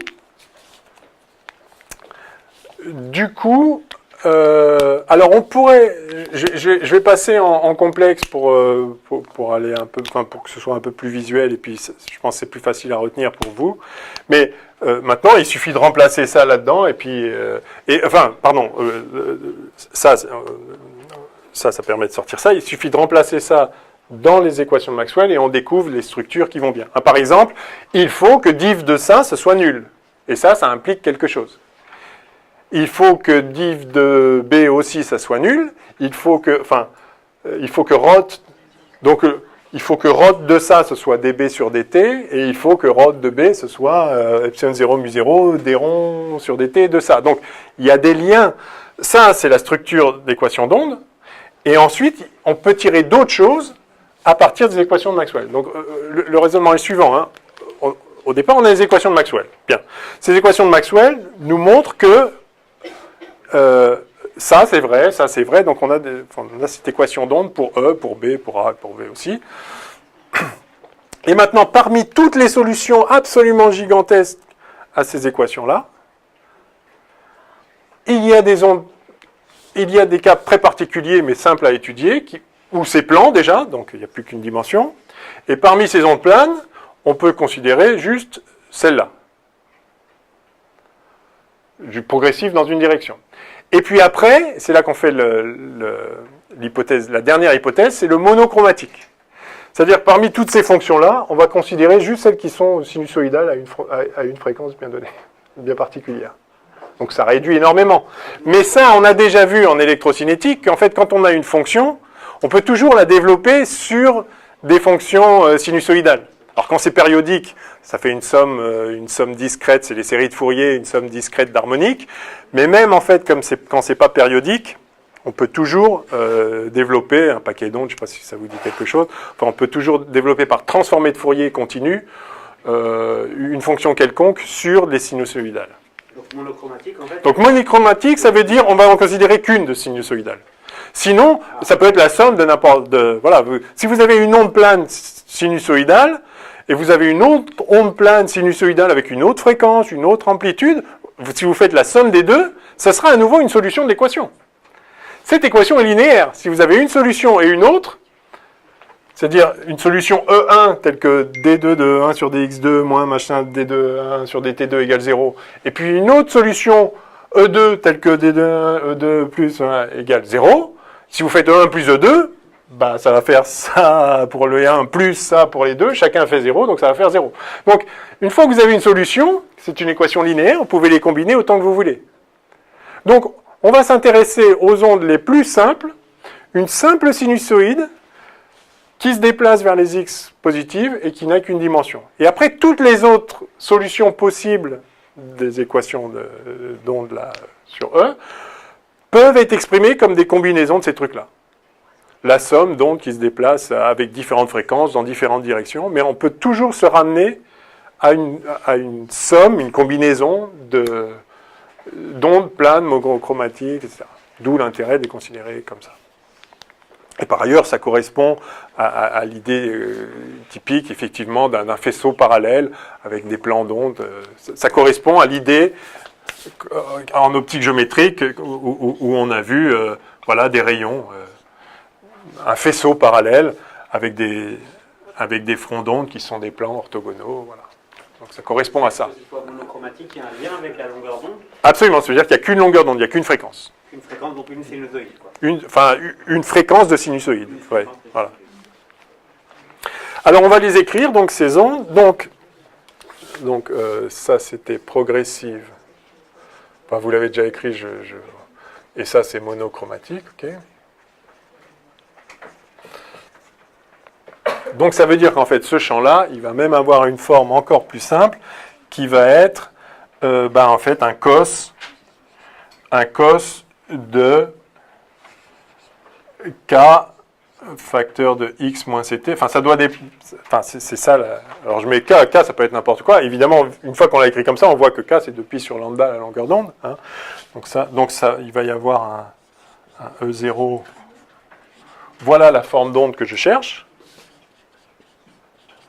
Voilà l'onde plane monochromatique, etc. Donc je peux la réécrire, mais ça j'espère aussi que vous êtes familier à ça. Je peux écrire cos kx moins oméga t avec simplement oméga égale k fois c. Et quand vous voyez ça, vous voyez que bien sûr, ça a une période temporelle, c'est-à-dire que si, grand T qui vaut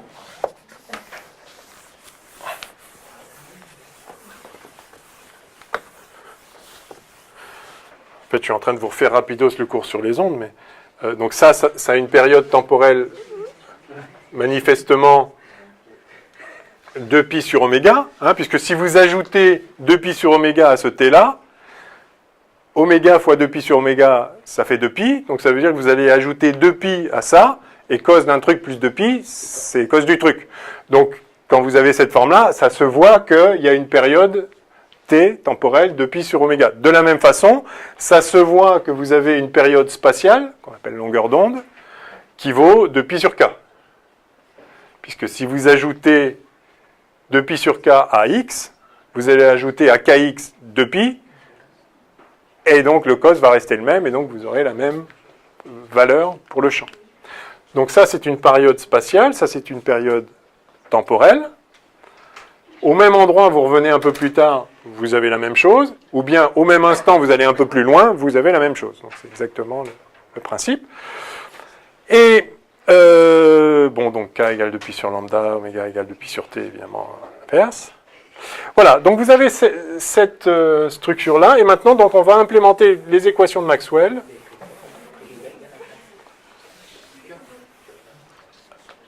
KC, oui, pardon. K fois C. J'ai juste développé ça. J'ai renommé oméga pour avoir le truc habituel. Pas très bien écrit, ça. Voilà.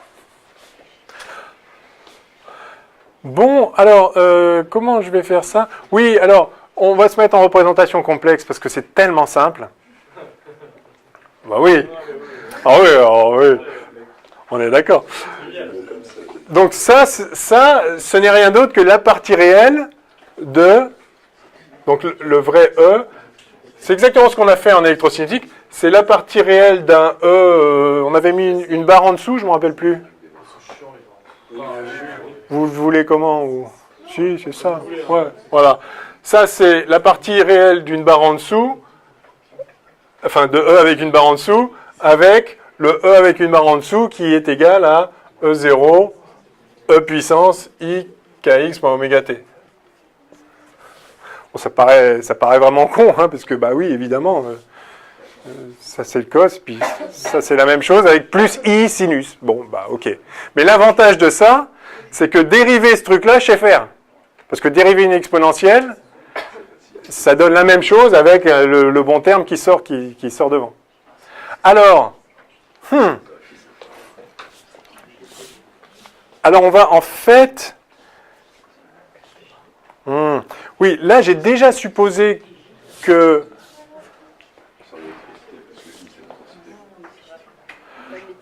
Ouais. Là j'ai déjà décidé que c'était la direction X, la propagation. Voilà. Si je remplace Kx par K scalaire R, ça vous va ou je le ferai après peut-être Parce que là j'ai des... C'est ça, tu n'appliques pas une direction. Oui, non, ça c'est bien. C'est la même chose? Oui. Tu as toutes les possibilités dans l'espace. Tu ne peux pas fixer que sur X. Tu peux sur Y, sur Z. Si vous voulez... Ouais. Ça m'a pas sauté au Dieu. Je vais faire comme ça dans un premier temps. Juste 2 secondes. Que vaut la divergence de E? C'est quoi la divergence de E? La divergence de E, par définition, c'est DE... Enfin, pardon. Oui, si, c'est ça. Oui, pardon. C'est donc D de EX sur DX, plus D de EY sur DY, plus D de EZ sur DZ. C'est la définition de la divergence, ok? Bon, comme on a dit qu'il n'y a rien qui dépend de Y et qu'il n'y a rien qui dépend de Z, c'est réglé. Donc là, en fait, on a D de X sur DX, et div de E, ça fait 0. Donc, l'équation de Maxwell div de E égale 0 implique que, en fait, D de X sur DX égale 0, et donc que EX ne dépend pas de X. Donc, EX ne dépend que de Y et de Z.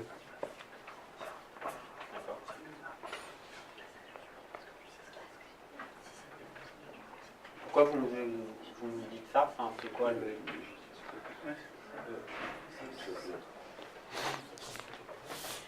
Ah oui, pardon.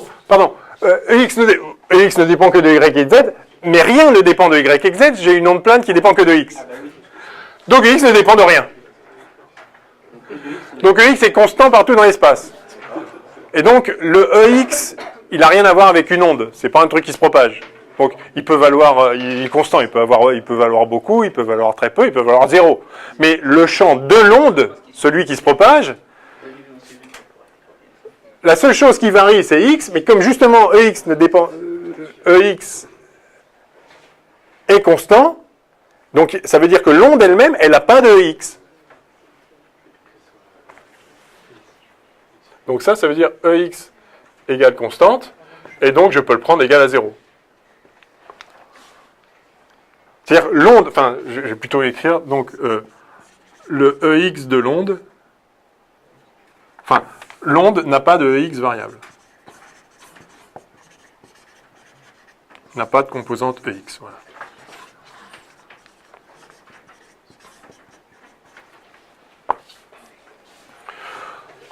Bon, donc j'ai mis ça à part parce qu'en fait, là, on est d'accord, j'avais pas besoin de l'expression complexe pour faire ça. D'accord, ça. Mais simplement, voilà, mais c'est pour ça que je l'ai vu après, c'est que c'est intéressant de passer en complexe justement quand on se laisse la liberté d'écrire K scalaire R, c'est-à-dire de ne pas présager quelle est la direction de propagation. Parce que là, en écrivant ça comme ça, en ayant déjà dit que la direction de propagation c'est X, enfin, la seule chose qui varie c'est X, j'ai déjà choisi une direction. Donc si je fais ça, bah, vous voyez, voilà, j'obtiens que en fait, il n'y a pas de direction, il n'y a pas de composante de l'onde, du champ E de l'onde, le long de la direction de propagation. Donc c'est une onde transverse. D'accord? Parce que E, il peut être n'importe quoi, il s'écrit comme ça. Ce E0 là, il peut être n'importe quoi. Mais là, ce que je viens de dire, c'est que ce E0, en fait, il n'a pas de composante suivant X. Donc il est transverse. D'accord? On a dit qu'il n'a pas de composante suivant Y et Z aussi, alors comment il peut valider? Ah non, il est nul alors. Enfin, non, il peut avoir une composante, mais ça n'en dépend pas. Ah d'accord, oui. Okay. C'est-à-dire, à un X donné, peu importe où on est en Y et en Z dans le plan, à un X donné, c'est la même chose partout. Mais par contre, ça peut dépendre de X, justement. D'accord. E, Y Mais et là- Z ne sont pas nuls, mais ça ne dépend pas de Y Voilà, et de Z. voilà. Par contre, EX, Ah oui, d'accord. lui, comme il pourrait dépendre que de X et que justement, il n'en dépend pas à cause de la divergence nulle, donc lui, il est nul. Voilà. Donc ça nous montre que l'onde est transverse. Ah, ça c'est la justification que l'onde électromagnétique, c'est E et B sont transverses. Sont transverses. Oui, parce que maintenant, on peut faire de la même façon div de B égale 0. Et donc, d de bx sur dx égale 0. Et donc, bx égale constante. Et donc, pour ce qui est de l'onde, une onde, c'est un truc qui oscille. Donc, il y a peut-être un champ B permanent sous-jacent, mais l'onde qui se propage, elle n'a pas de composante suivant x, et par conséquent, donc l'onde électrique, l'onde E, je l'appelle comme ça, est transverse, mais aussi l'onde B est transverse.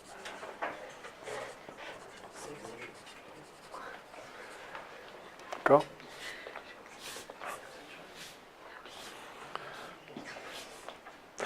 Alors donc, on l'a vu en ayant choisi dès le départ la direction X. Maintenant, ne choisissons pas la direction X dès le départ, choisissons n'importe quelle direction. Donc, avec un vecteur d'onde,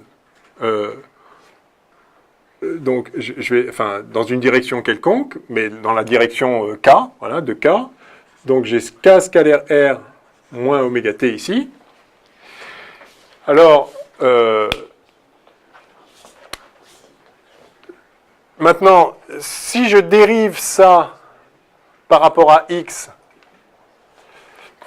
je vais encore laisser l'intermédiaire, ou pas. Non, c'est bon. Donc maintenant, div de E avec la barre en dessous. Div de E complexe, ça vaut quoi? C'est pareil, hein, ça vaut d sur dx de indice x plus d sur dy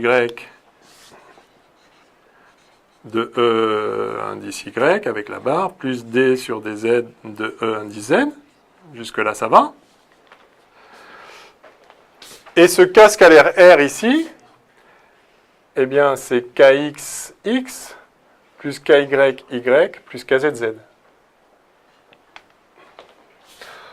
Maintenant, si je dérive ça par rapport à x, ça fait sortir un kx. Ça fait kx fois la même chose. D'accord ? Donc ça fait kx x bar. Et puis si je dérive ça par rapport à y, ça fait ky fois la même chose. C'est ça l'intérêt de l'exponentielle.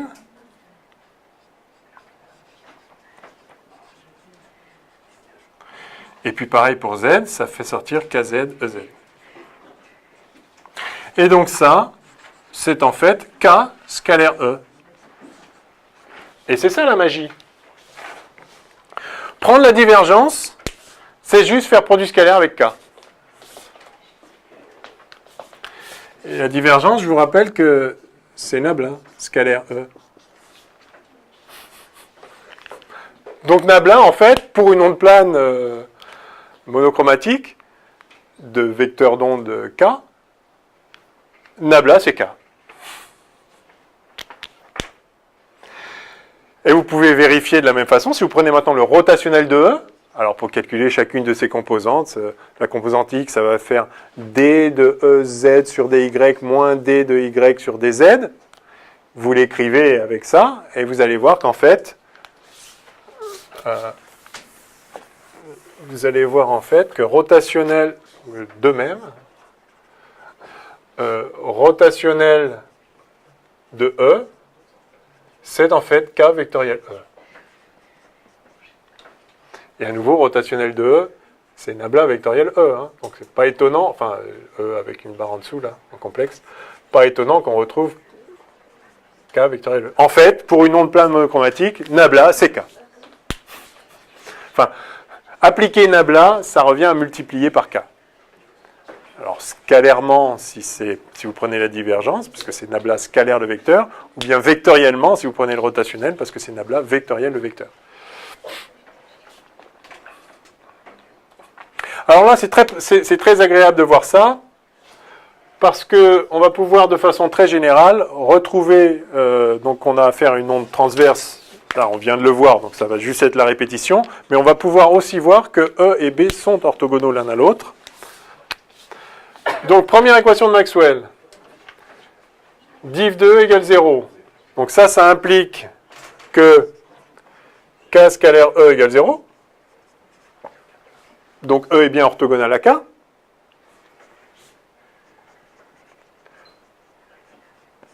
Là, c'est juste exactement ce qu'on vient de faire pour X, mais je le fais dans le cas général. Donc le fait que E soit orthogonal à la direction de propagation, c'est juste la conséquence de div de E égale 0. Ensuite, deuxième équation de Maxwell. Div de B égale 0.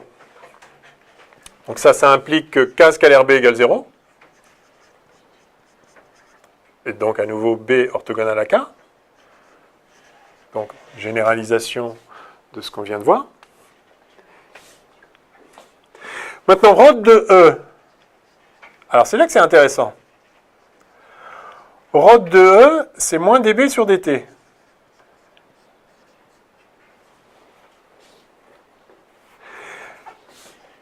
Donc ça veut dire que... Alors rod de E, c'est K vectoriel E.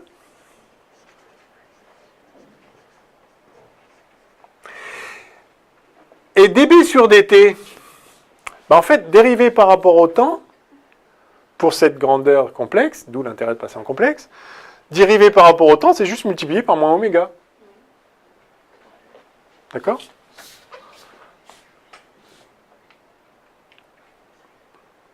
Ah, pardon, j'ai oublié le i, vous m'avez rien dit. Ah, j'ai oublié le i.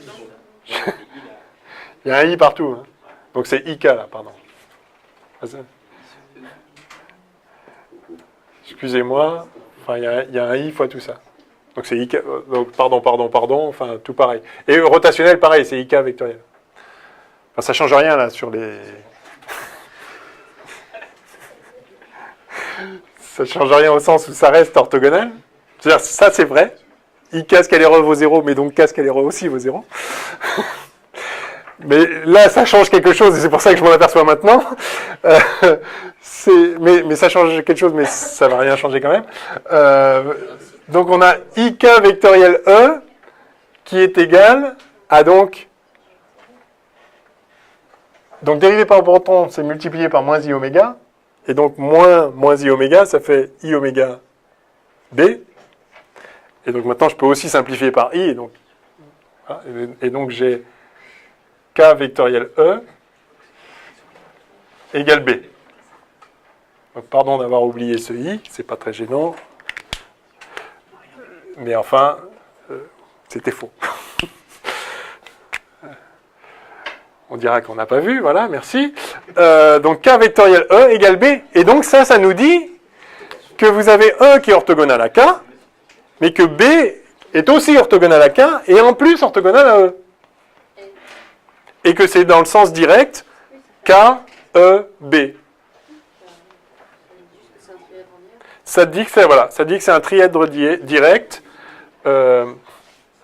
Donc trièdre direct K, E, B. Et donc vous voyez, ça c'est important de le voir, c'est pas oh les ondes électromagnétiques sont des ondes transverses. Non, c'est la conséquence directe des équations de Maxwell, mais en une ligne. Hein. Si vous prenez une onde plane monochromatique, donc qui s'écrit comme ça, vous passez en représentation complexe juste pour faire des calculs plus rapides. Mais enfin, il n'y a pas besoin. Hein. Je vous ai montré dans le cas particulier, on avait choisi directement la direction X. En une ligne aussi, et la même ligne, on trouve que div de E égale 0 implique que E est transverse. Donc là, c'est pareil, juste dans un cas complètement général. Donc, vous écrivez les équations de Maxwell, et ça, donc en une ligne, la conséquence de div de E égale 0, c'est que E est transverse, la conséquence de div de B égale 0, c'est que B est transverse, et la conséquence de rod de E égale moins dB sur dt, c'est qu'en fait, on a un trièdre direct. C'est-à-dire que B est aussi orthogonal à E. Alors vous allez me dire, mais il y a une quatrième équation de Maxwell, alors écrivons-la. rho de B. Vous suivez, c'est bien. Et donc égale epsilon 0, mu 0. Attendez, il me manque un oméga là. Oh, écoutez, là, par contre, là, vous n'avez pas bien suivi. Hein. Égal oméga, ok. Alors, ça reste un trièdre direct. Et donc, epsilon 0, mu 0, j'ai dit DE sur DT, c'est ça, hein? Et donc ça implique que IK vectoriel B égale, alors I oméga, moins I oméga, bah sur C2, hein, ça on sait que c'est 1 sur C2, fois E, et donc que K vectoriel B est égal, je vais écrire E égale, alors E égale B vectoriel K sur C2. Pardon, oméga sur C2. Ok? Voilà, superbe.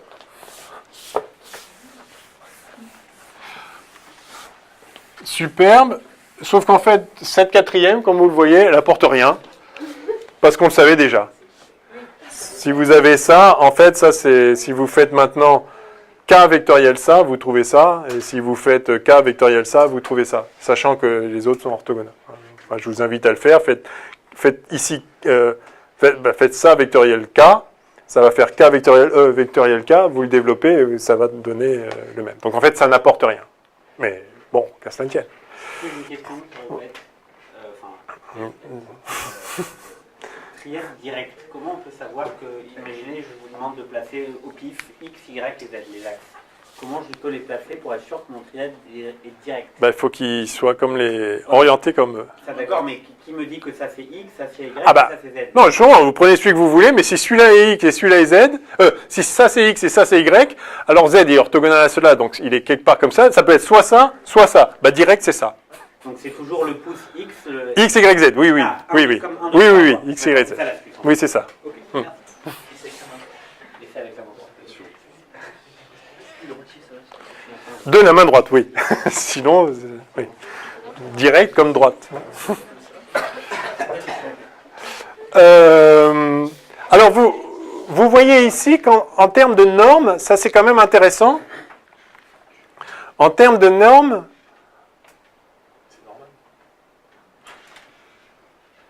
ça commence bien. Non, c'est pas normal. Donc là, c'est faux. Ça commence. Non, E égale BC en termes de normes. Et là, j'ai E égale B sur C, donc ça va pas. Ah si, non. Si, non. Oméga égale K fois C. C'était écrit là.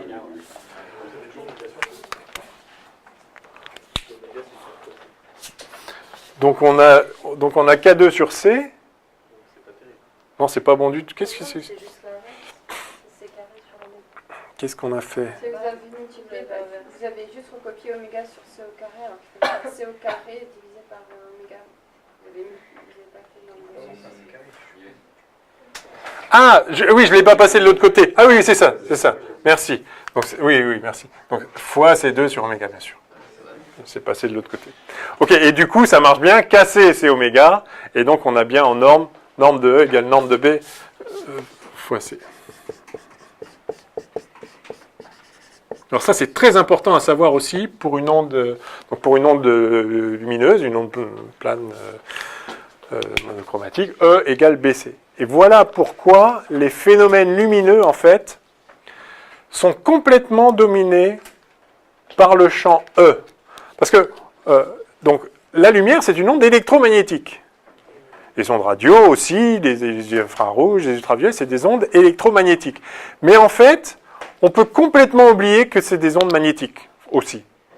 C'est-à-dire, il y a un champ E qui oscille, il y a un champ B qui oscille aussi en permanence, mais dans les effets sur la matière, c'est toujours le champ E qui domine dès lors que les vitesses de mouvement des charges sont petites devant la vitesse de la lumière. Parce que quelle est la force? Donc, vous avez une onde électromagnétique qui arrive sur de la matière, sur un atome avec un électron qui va osciller. Qu'est-ce qui se passe? Vous avez un champ oscillant, alors je peux le représenter.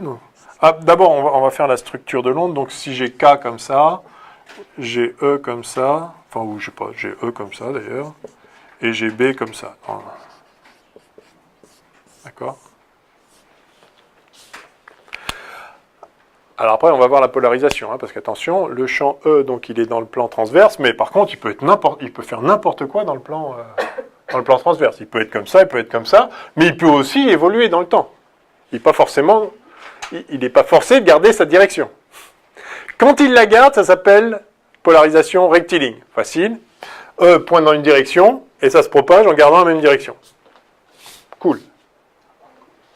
Et si E garde cette direction, B aussi, puisque B, c'est juste K vectoriel E, fois oméga, enfin, sur oméga. Donc ça, c'est ce qu'on appelle la polarisation rectiligne. E est dans une direction, et on n'en parle plus. Maintenant, le problème, c'est que vous pouvez avoir E dans cette direction, c'est une solution possible. E dans cette direction aussi, c'est une solution possible. Du coup, ça plus ça, c'est aussi possible. Si vous superposez deux angles, c'est possible. Deux ondes, c'est possible. Mais vous pouvez aussi avoir une combinaison d'un truc qui oscille dans cette direction et d'un truc qui oscille dans cette direction, mais pas en phase. Donc si lui oscille comme ça et lui oscille comme ça en phase, alors c'est comme ça si ça oscillait en biais. Mais s'il y en a un qui est en retard, eh ben en fait vous allez voir que la somme des champs il va tourner. On va voir ça tranquillement. Je sais pas quelle heure il est. Je dis tranquille. Il est bon, donc on va pas faire la polarisation aujourd'hui. Même moi je dis qu'on peut pas le faire. Donc on va pas le faire. Non, oui, on va pas faire la polarisation aujourd'hui, on le fera vendredi. Mais je vais juste, puisqu'on n'a plus beaucoup de temps, faire ce petit truc qualitatif. Donc vous avez, donc supposons polarisation rectiligne, tranquillement, E, donc K, E, B, et ça arrive sur de la matière. Alors la matière, vous avez un...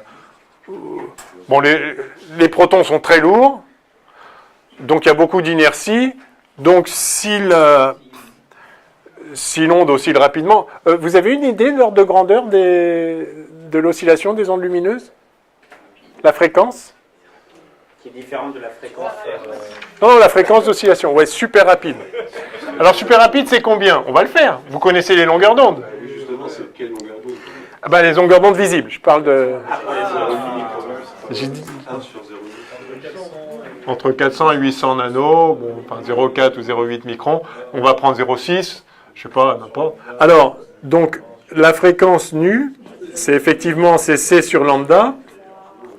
Alors, c'est 3 à 10 puissance 8 mètres par seconde, grosso modo. Et donc, lambda, on a dit qu'on prenait 0,6 micro, donc 600 nanos, donc 6 10 moins 9. Non, 6 10 moins 7. 6 10 moins 7 mètres. Et donc ça fait 5 10 14 Hertz.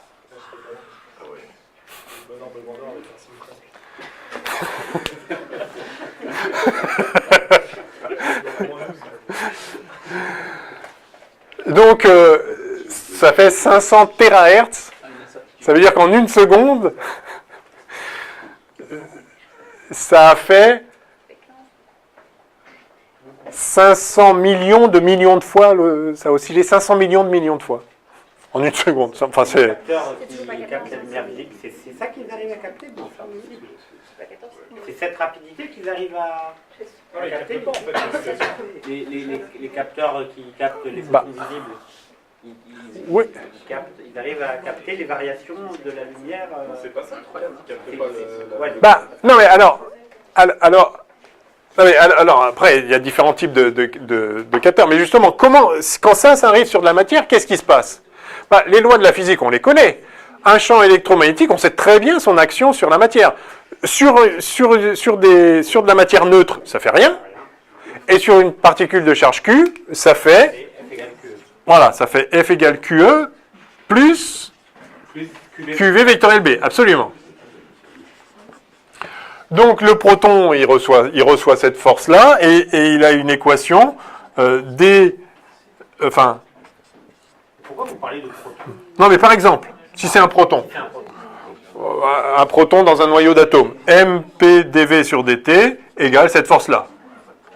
Et puis les électrons, pareil, mais avec la masse de l'électron.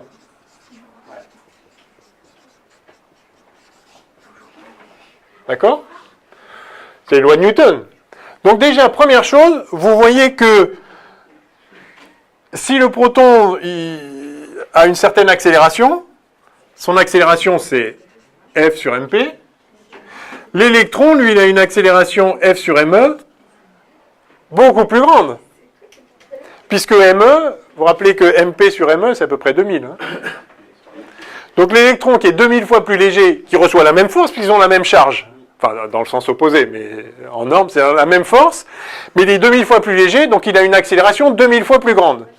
Donc en gros, le premier effet, ça va faire bouger les électrons, les protons, on verra plus tard. Enfin, disons, il va bouger aussi, exactement de combien on sait, mais 2000 fois moins en termes d'accélération. Donc, en gros, quand une onde électromagnétique arrive sur un atome, ça va mettre en mouvement les électrons. D'accord? Et les électrons, ils vont se mettre en mouvement comment? Alors c'est là qu'il faut voir. Il y a une partie où l'électron réagit à la force électrique, et puis il réagit, enfin, via la force électrique, et puis aussi via la force magnétique. Mais, le fait que E soit baissé,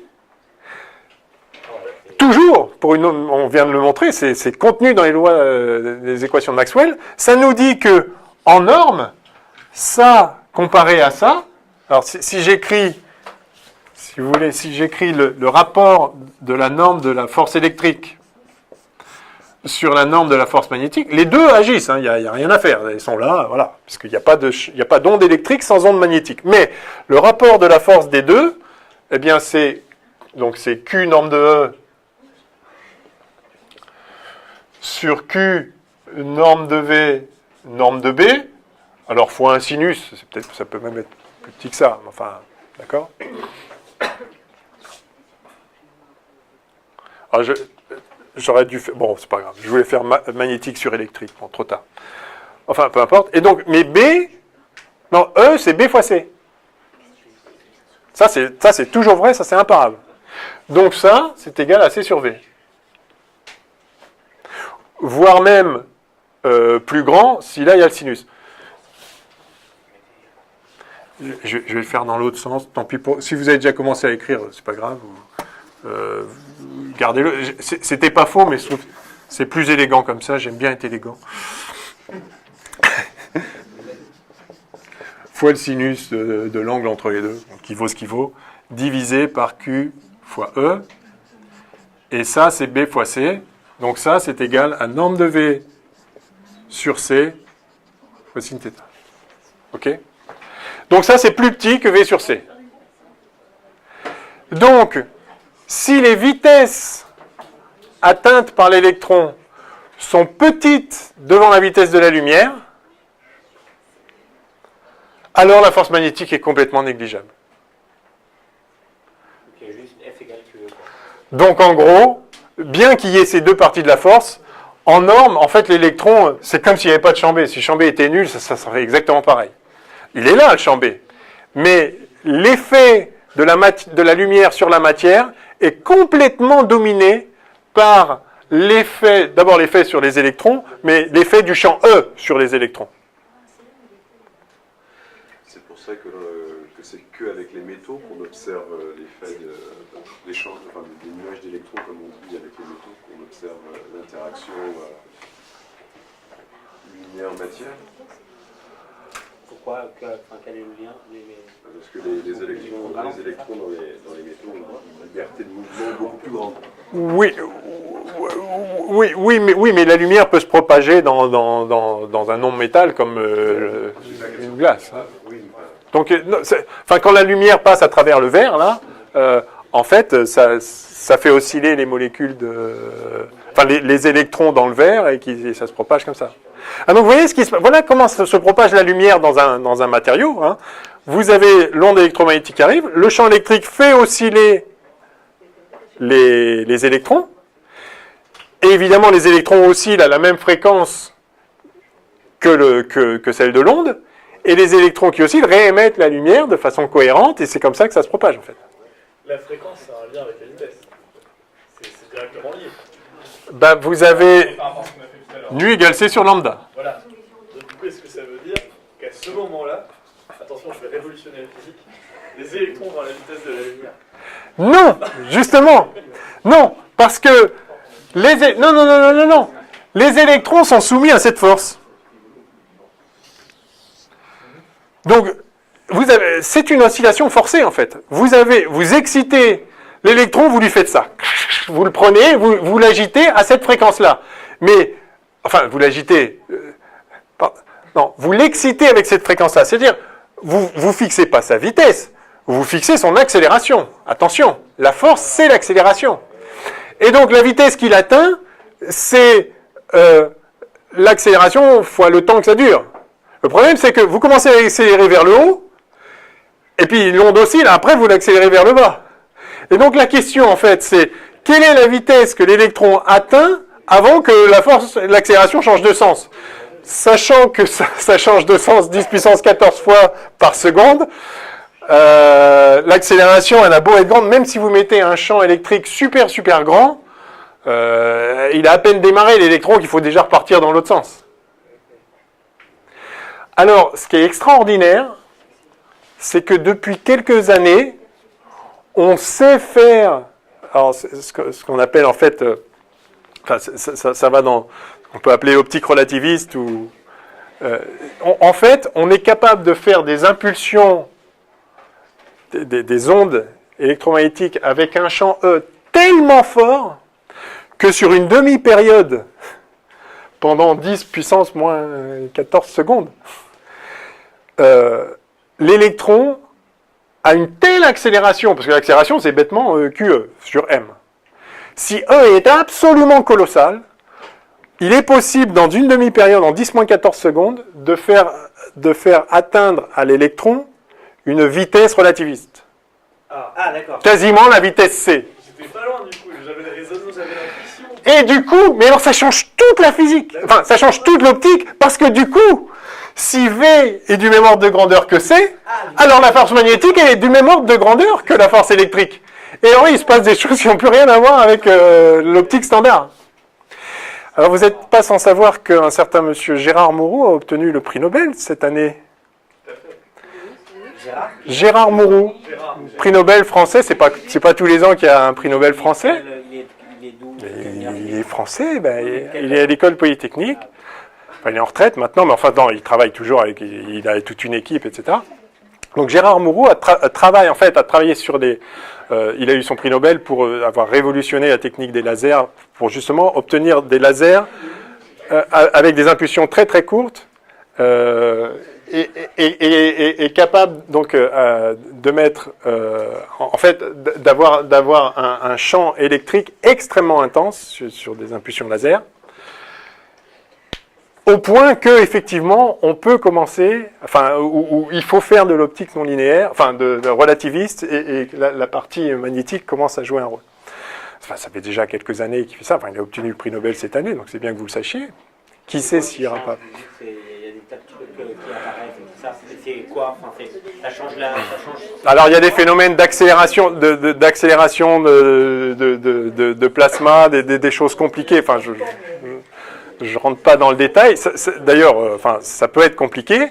Enfin, ça peut être très compliqué. C'est des choses qui nous intéressent aussi en astrophysique parce qu'en fait, on arrive à accélérer les particules maintenant jusqu'à des énergies de l'ordre du GeV, voire même 10 GeV, et on espère d'aller même plus loin que ça, y compris de concurrencer les accélérateurs de particules comme le CERN, etc. à terme. Donc on est déjà capable de faire des impulsions comme ça, d'accélérer des particules jusqu'à 10 GeV, mais au lieu de faire ça sur un énorme truc, sur la table, vous pouvez faire 10 GeV sur la table.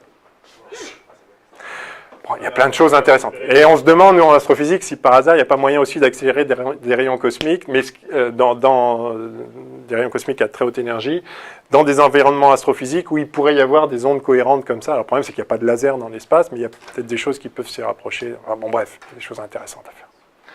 Bon, tout ça pour dire que, mis à part des cas très très très exceptionnels, donc pour la lumière standard, même des lasers super puissants accessibles, tout se passe comme s'il n'y avait que le champ électrique qui joue et qui agit sur les électrons essentiellement. Bon, je pense qu'il est l'heure. Est-ce qu'il y a des petites choses à dire pour finir? On a donc la structure de l'onde. Juste une question Ouais. du coup, sur le champ E et le champ B qui est comme ça là. Le fait qu'on ait cette relation sur les normes, ça veut dire que si E il a la taille de mon doigt, B il est minuscule, c'est ça? Enfin, vous- Non, oui, non, c'est pas les mêmes unités, donc ça n'a pas de sens. Ah oui, c'est vrai. Ce qui a des mêmes unités, c'est ça et ça. D'accord, ok. Voilà. Et lui, effectivement, il est super petit. L'accélération par B, c'est ridicule, sauf si V s'approche de C. Et là... On les représente toujours avec égaux, quoi, en normes, enfin dans les représentations. Mais en fait, bon, mais c'est pas les mêmes unités. Il faut absolument que je dise quand même que Gérard Mourou a partagé le prix Nobel avec une femme cette année. Française, Non, une Canadienne.